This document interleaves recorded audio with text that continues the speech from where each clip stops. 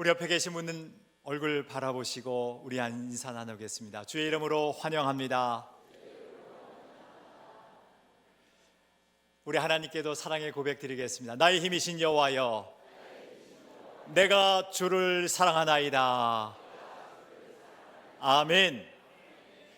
우리는 계속해서 참된 예배 설교 시리즈를 듣고 있습니다. 오늘도 창세기 35장 야곱의 스토리를 통해서 하나님의 은혜를 나누고자 합니다. 우리는 지난주에 야곱이 세겜에서 벌떡 일어나서 베델로 올라가서 거주하면서 하나님 앞에 제단을 쌓고 참된 예배자로 살아갔던 장면들을 배웠습니다. 하나님께서는 그 예배를 기쁘게 받으셨고 야곱에게 다시 나타나셔서 복을 주셨습니다.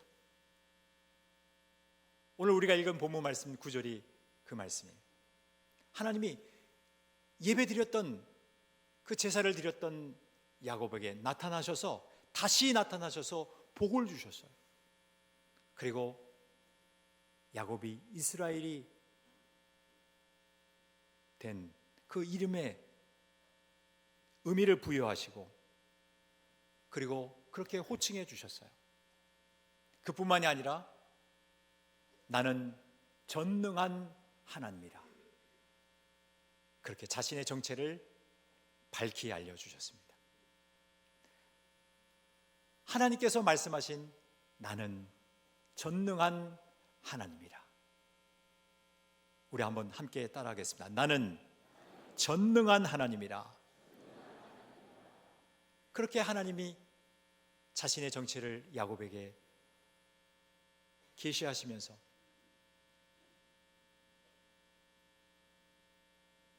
하나님의 마음을 전달해 주셨는데, 오늘 이 시간 나는 전능한 하나님이라 라고 하는 그 의미가 무엇인지 제가 여러분들에게 한 세 가지로 요약해서 말씀을 드리려고 합니다.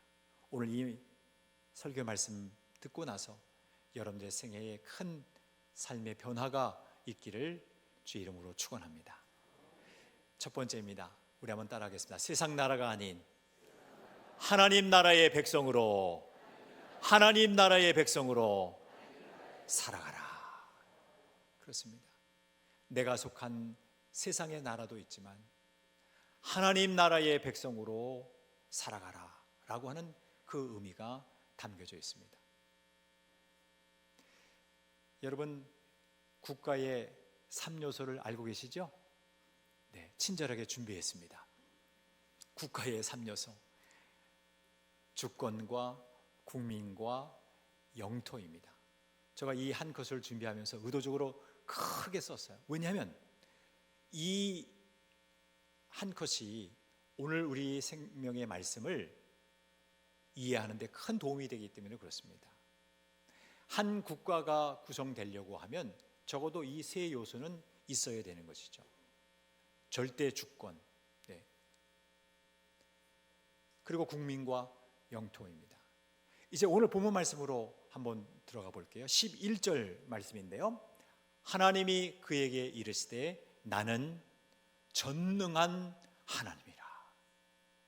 이것은 하나님의 나라의 주권을 표현하고 있는 것입니다. 하나님 나라의 주권은 하나님께 있습니다. 두 번째입니다. 국민입니다. 생육하며 번성하라. 한 백성과 백성들의 총회가 너에게서 나오고 왕들이 내 허리에서 나오리라. 국민이에요. 백성들의 총회가 너에게서 나온다라고 했을 때 이 총회는 히브리어로 카알이라고 하는데 그 말은 신약 성경의 교회라고 하는 말과 에클레시아라고 하는 말과 동일한 뜻을 갖고 있습니다. 그러니까 야곱, 너가 예배를 지금 드렸는데 너의 몸에서 한 백성과 그 백성들의 교회가 나올 것이다.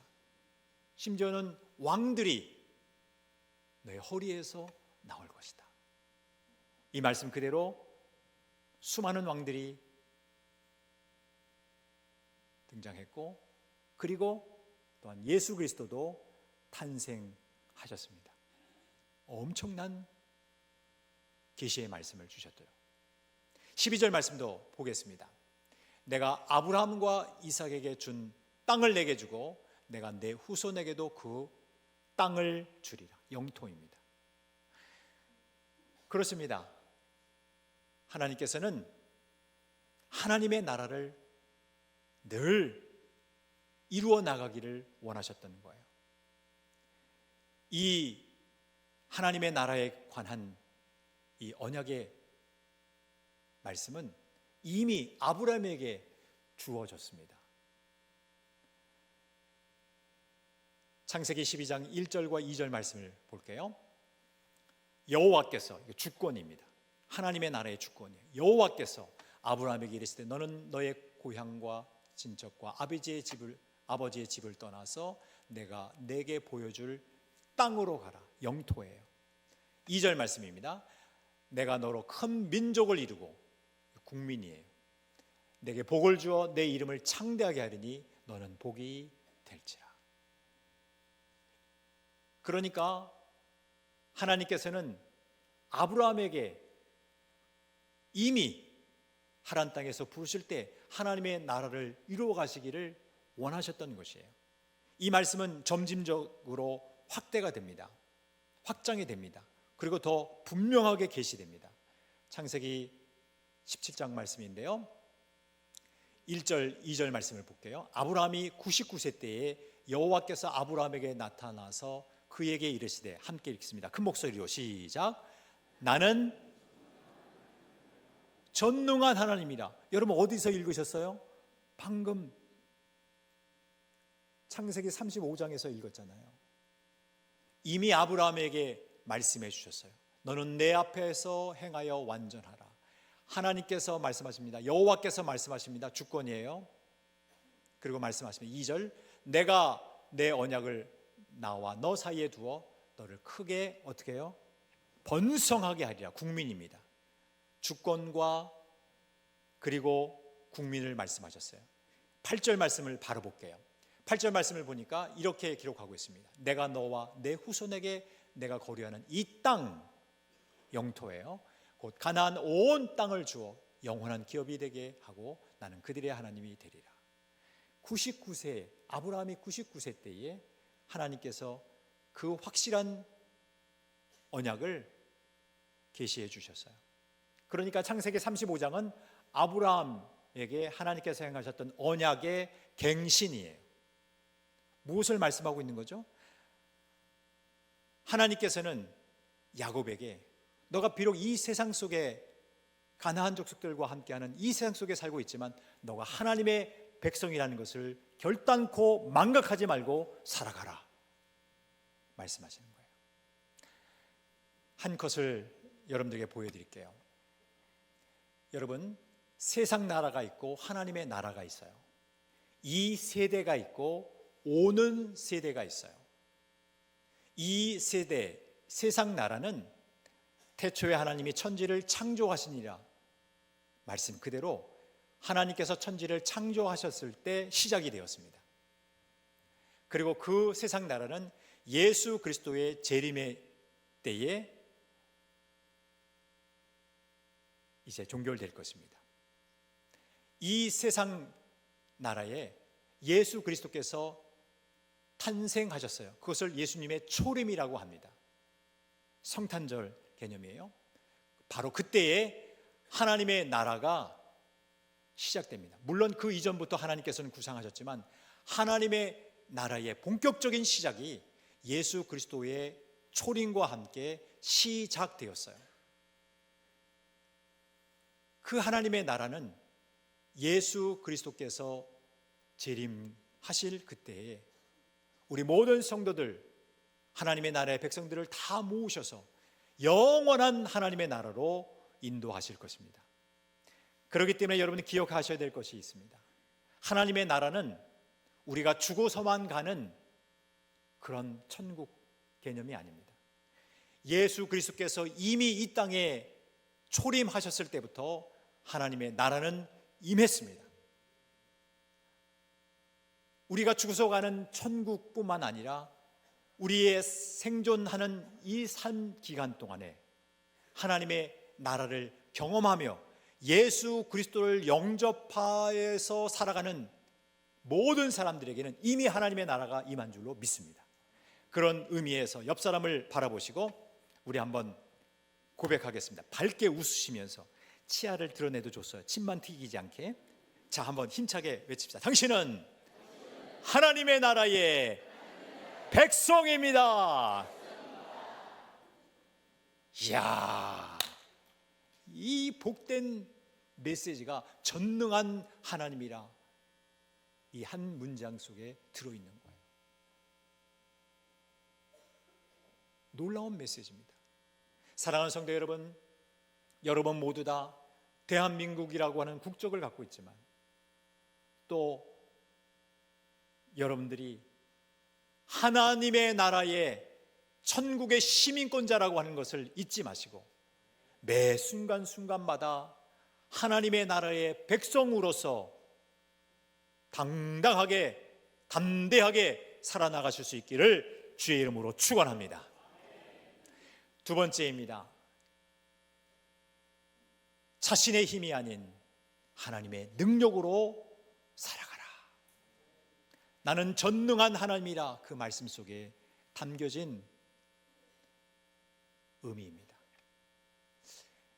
야곱은 지금까지 자기 자신을 위하여서, 자신만을 위하여서 자신의 힘으로 바둥바둥거리면서 그렇게 살아왔습니다. 그 예를 몇 가지로 말씀드릴게요. 먼저 지도를 보여드릴게요. 출생지, 야곱의 출생지 부엘세바, 맨 하단 부분에 있죠. 부엘세바에서 그 장자권과 축복권을 빼앗아서 형 에서의 복수가 두려우니 하란 땅 맨 상단 부분 밧단 아람으로 900km가 넘는 그 먼 거리로 도망갑니다. 그곳에서 20년 동안 방랑 생활을 하는 것과 마찬가지였어요. 그런데 그 이후에 20년이 지난 어느 한 날 이제 외삼촌 라반의 집에서 또한 도망하게 됩니다. 길르앗산까지 옵니다. 보시는 지도에서 길르앗산까지 550km의 거리를 도망쳐 옵니다. 이곳에서 외삼촌 라반을 추격해오는 외삼촌 라반을 만나는데 하나님이 개입하셔서 정말 그 깨어진 관계가 잘 해결이 되었습니다. 위기를 모면하게 됐어요. 그리고 약복 나루라고 하는 이 분이엘이라고 하는 이 장소에서 형 에서를 만나게 됩니다. 20년 동안 복수의 칼을 갈고 있었던 그 형 에서와의 관계도, 그 깨어진 관계도 잘 해결이 되었습니다. 모든 문제들이 잘 해결이 되었어요. 그 이후에 베델로 올라가서 예배를 드려야 되는 그 자신의 사명을, 그리고 하나님과 약속한 것을 새까맣게 까먹고 숫곳과 세겜에서 정착하여 살게 됩니다. 먼저 숫곳에서 정착하여 살고 나중에 세겜으로 가서 정착해서 살게 됩니다. 여러분, 이제 본문 말씀으로 돌아올게요. 이러한 지도상에서 보았던 스토리대로 이제 야곱은 모든 문제들이 해결된 거예요. 등짝이 따뜻해진 거예요. 제가 잠깐 좀 말씀을 드리면, 저도 군에서 28년 5개월 동안 우리 군선교 사역자로서 그렇게 복음을 전했는데요. 우리 군인 형제들 이렇게 보면 2등병, 1등병 때는 잘 나와요. 초코파이 하나라도, 햄버거 하나라도 먹으려고 엄청 잘 나와. 그 고참들 밑에 있고 싶지 않아가지고 예배 시간만 되면 달려 나와요. 그런데 상병쯤 되고 병장쯤 되면 등짝이 따뜻해져가지고 안 나오려고 그래. 그래서 내가 병장들, 교회 나오는 병장들을 보면 참으로 귀하게 여겼어요. 너희들은 정말 귀한 형제들이다. 네. 야곱이 등짝이 따뜻해졌어요. 모든 문제들이 해결되니까. 여러분, 이 상황 속에서 그가 한 일을 성경 구절 하나로 제가 종결해 드릴게요. 33장 17절 말씀이에요. 야곱은 숫곳에 이르러 누구를 위하여? 자기를 위하여 집을 지었다 그랬어요. 하나님을 위하여 집을 지은 게 아니에요. 여러분, 성경 말씀 기록을 하는데 단어 하나하나가 매우 중요한 의미를 담고 있어요. 왜 이 본문 말씀에 자기를 위하여라고 하는 이 문구를 넣었을까요? 야곱은 그렇게 살아왔던 거예요. 자기를 위하여서 집을 짓습니다. 그의 가축을 위하여서 우리간을 지어요. 하나님을 위하여서는 일을 하지 않습니다. 이 본문 말씀에 언어 유희가 있습니다. 우리간이라고 하는 이 말은 히브리어로 스코트라고 해요. 그러니까 스콧, 스코트, 스콧 이렇게 나오잖아요. 계속해서 이 우리간이라고 하는 스코트라는 말은 작은 집이라는 뜻인데, 자신을 위하여 집을 짓고 가축을 위하여 그 작은 우리간을 다 지으면서도 하나님을 위해서는 아무런 일을 하지 않는 야곱의 그 행태를 지적하고 있는 거예요. 여러분, 그렇게 자기 자신을 위해서, 자기만을 위해서, 그리고 자기의 힘으로 살아갔던 야곱이에요. 또 한 가지는 이 숫곳에 이어서 세겜에 또 정착해서 사는데요. 제가 여러분들에게 질문 좀 한번 드려볼게요. 바담 아람에서 길르앗산까지 550km인데 10일 만에 최고급 세단 낙타 타고 왔다고 제가 말씀드렸잖아요. 그런데 모든 인생의 문제가 해결되고 난 이후에, 위기가 해결되고 문제들이 다 해소된 이후에 그가 이 숫곳과 세겜에서 정착한 기간이 몇 년 정도나 될까요? 퀴즈를 내는 거예요. 여러분 답해 보세요. 1번 1년 정도, 2번 대략 10년 정도. 많으면 많을수록 좋아요. 몇 번일까요? 어떻게 하셨어요? 놀랍습니다. 놀랍습니다. 네, 한 10여 년 되는 것으로 저희는 예측할 수 있어요. 왜냐하면 바담 아람에서 20년 동안 외삼촌 양을 치는 일을 했잖아요. 그 20년 동안 특별히 첫 번째 7년은 자기가 사랑하는 라헬과 결혼하고 싶어서 그 양을 치는 일을 했었어요. 그런데 결혼한 첫날 밤에 딱 보니까 레아였어요. 그렇죠? 예, 여하튼 그 레아와 더불어서 이제 7년 이후부터 자녀를 낳는데 7명의 자녀를 낳습니다. 그러니까 적어도 한 7년 정도는 흘러간다는 얘기죠. 그 디나라고 하는 마지막 낳은 딸은 결국은 그 바담 아람에서의 삶을 보면 적어도 14년 뒤에 태어난 딸이 맞습니다. 그러니까 딸 디나가 이제 바담 아람에서 출발할 때는 적어도 한 5살 정도 되지 않았겠나 예측해 볼 수 있는 거예요.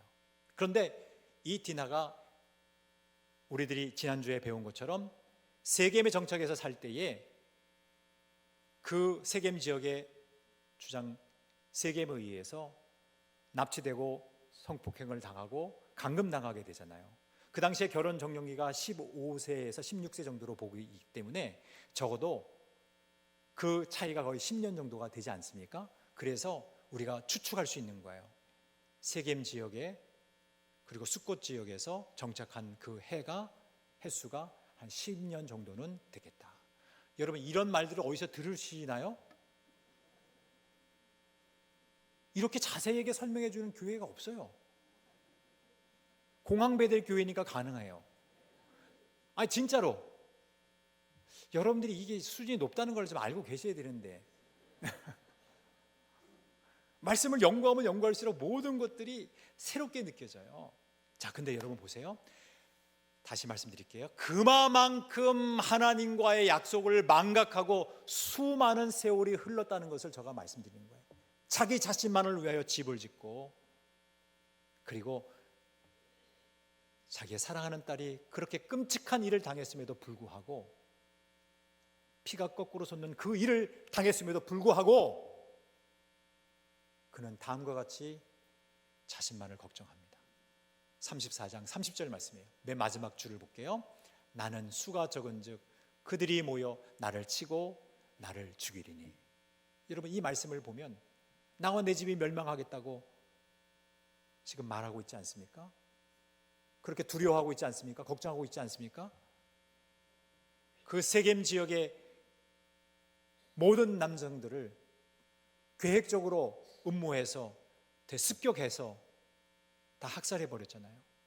그렇기 때문에 가나안 족속들이 연합해서 자기를 죽인다고 그렇게 두려움에 휩싸였던 거예요. 그 공포감에 휩싸였던 거예요. 그러면서 자기 자신만 언급하고 있어요. 자신의 힘으로만 살려고 했던 것이죠. 그뿐입니까? 하나님께서는 이미 그에게 나타나셔서 여러 가지 좋은 소식들을 주셨어요. 32장 22절 말씀에 보면 약법 나루, 우리가 지도에서 봤던 그 약법 나루에서 하나님과 주의 천사와 더불어서 씨름했던 그 장면이잖아요. 그때 주님이 28절 말씀에 이름을 새롭게 호칭해 주셨어요. 불러주셨어요. 너 야곱이라 부르지 말고 이스라엘이라 부를 것이다. 30절 말씀에 보면 그곳이 분예일이라고 분명히 기록되어 있어요. 그렇게 하나님의 얼굴을 대면하여 봤던 그곳에서 하나님께서 이미 너 야곱으로 살지 말고 이스라엘로 살으라고 말씀해 주셨는데도 불구하고 여러분, 그렇게 오랜 시간이 흐른 거예요. 10여 년이 흐른 거예요. 여러분, 이것이 인간이에요. 이것이 인간의 악한 특성입니다. 여러분, 한 컷을 여러분에게 보여드릴게요. 야곱을 이스라엘로 하나님이 호칭해 주시는데, 야곱이라고 하는 그 의미는 발 뒤꿈치를 붙잡은 자라고 하는 뜻이에요. heel holder. 근데 이스라엘이라고 하는 그 의미는 하나님께서 이기게 하시다라고 하는 의미를 갖고 있습니다. God prevails라고 하는 의미를 갖고 있어요. 이스라, 이기게 하신다. 엘, 하나님께서. 이스라엘, 하나님께서 이기게 하신다. 너 지금까지 너의 힘으로 살아가려고 바둥바둥 살아왔는데 모래시계에서 그 모래알이 막 떨어지잖아요. 근데 떨어지지 않으려고 모래알들이 막 아둥바둥 친다고 여러분 생각해 보십시오. 그와 같이 너 그런 모래알처럼 너 살아왔는데 너 이제는 그렇게 살아가지 말아라. 아둥바둥 살지 말아라. 타인의 사람의 발꿈치 잡든지 붙잡든지 너의 힘으로 살아가든지 아둥바둥 살지 말고 하나님께서 이기게 하시는 자가 되기를 원한다. 하나님의 능력으로 살아가기를 원한다. 나는 전능한 하나님이라. 그 말뜻이 바로 그거예요. 하나님께서 이기게 하시는 자가 되기를 원한다. 여러분, 그와 같은 자들이 되시기를 주의 이름으로 축원합니다. 우리 옆 사람들에게 밝은 얼굴 모습으로 우리 한번 인사 나누겠습니다. 당신은 하나님께서 이기게 하시는 이스라엘입니다. 아멘. 하나님의 백성으로 살아가라고 말씀하실 뿐만 아니라 하나님의 능력으로 살아가라고 말씀하시는 거예요. 마지막 세 번째 의미가 있습니다. 우상 숭배가 아닌 참된 예배를 드리며 살아가라고 말씀하고 계십니다. 지도를 한번 보여드릴게요. 우리가 봤던 지도죠. 세겜에서 베델은 30km 떨어진 거리에 있습니다. 여러분, 10여 년 동안 그렇게 하나님 망각하고 살았어요. 자신의 삶의 좌표를 상실한 채 살아왔어요. 그래서 하나님께서 너 세겜에서 벌떡 일어나라고 말씀하신 거예요. 그리고 너가 약속했던, 나랑 서론했던 그 베델로 올라가서 나와의 약속을 지키고 나와의 첫사랑을 기억하고 예배드리는 자가 되라고 말씀하신 거죠. 드라우빔을 포함한 모든 우상들을 다 내려놓고 진정한 참된 예배자가 되기를 원한다고 주님이 말씀하시는 거예요. 여러분, 하나님의 백성이라면, 하나님의 능력으로 살아간다면 당연히 하나님의 성호를 찬양하는 참된 예배자가 되어야 되지 않겠습니까? 바로 그것을 말씀하시는 거예요. 그래서 야곱은 자리에서 벌떡 일어났습니다. 7절 말씀 보실게요. 우리가 지난주에 봤던 말씀인데요, 그가 거기서 제단을 쌓고 베델입니다. 그곳 이름을 무엇이라고요? 엘 베델이라 불렀다 그랬어요. 그 첫사랑, 그의 형의 낯을 피할 때 하나님께서 나타나셨던 그 첫사랑의 장소를 회복한 거예요. 그 베델 컷 다시 한번 보여드릴게요. 이런 돌 기둥을 세운 거예요. 베델, 하나님의 집, 엘 베델, 베델의 하나님이란 뜻이에요. 베델의 하나님, 하나님을 두 번씩 높이면서, 하나님의 집의 하나님, 베델의 하나님을 높이면서 그렇게 하나님께 영광을 돌리게 됐던 것이죠. 하나님이 얼마나 기뻐하셨을까요?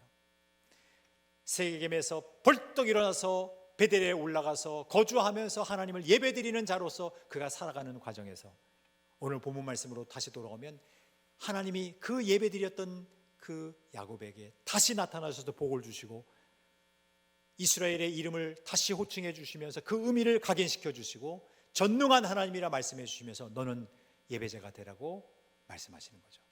13절 말씀부터 15절까지 말씀 볼게요. 하나님이 그와 말씀하시던 곳에서 그를 떠나 올라가시는지라. 14절 말씀, 야곱이 하나님이 자기와 말씀하시던 곳에 기둥, 곧 돌 기둥을 세우고, 화면에서 보셨던 것처럼요, 그 위에 무엇을 붓고, 전제물을 붓고 또 그 위에 기름을 붓고, 15절 말씀, 하나님이 자기와 말씀하시던 곳의 이름을 베델이라 불렀더라.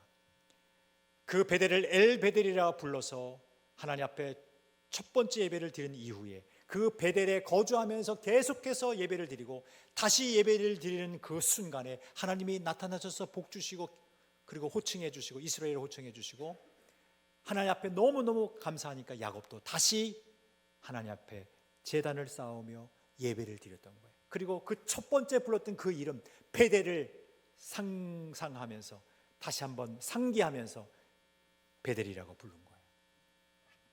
여러분, 참된 예배자가 되기를 주의 이름으로 축복합니다. 하나님 앞에 예배 드림으로 여러분의 인생이 완전히 달라질 수 있어요. 단순히 의식주의 문제를 해결받은 그러한 한 사람으로서가 아니고 우리가 어떠한 환난과 역경을 만난다 할지라도 우리의 생각과 우리의 행동과 말들이 변화된다는 의미에서 그렇습니다. 참된 예배자가 되면 그렇습니다. 대표적인 예를 드릴게요. 이렇게 하나님 앞에 예배드리고 다시 예배드리고 또 예배드리는 그 야곱이 자신이 정말 사랑하는 라헬을 잃게 됩니다. 하나님이 라헬을 부르셨어요. 라헬이 난산 중에 하나님의 부르심을 받은 거예요. 죽기 직전에 라헬이 자신의 그 아들의 이름을 베논이라고 불렀어요. 통곡의 아들, 슬픔의 아들로 불렀어요. 그리고 라헬은 죽습니다. 그런데 바로 그 순간에 야곱이 예배를 드렸던 그 야곱이 다음과 같이 말합니다. 베냐민. 그 베냐민은 오른손의 아들이라는 뜻이에요.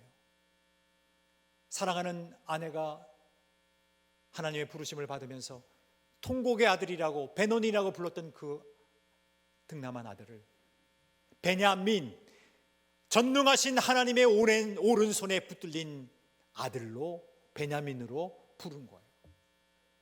사랑하는 성도 여러분, 어려움을 당했어도 참 예배자는 그 상황을 극복할 수 있는 위기 능력이 있게 되는 거예요. 여러분, 전능하신 하나님, 그 하나님의 오른손에 붙들린 아들 베냐민처럼, 또한 야곱이 이스라엘처럼 하나님이 이기게 하시는 자처럼 살아갈 수 있기를 주의 이름으로 축원합니다.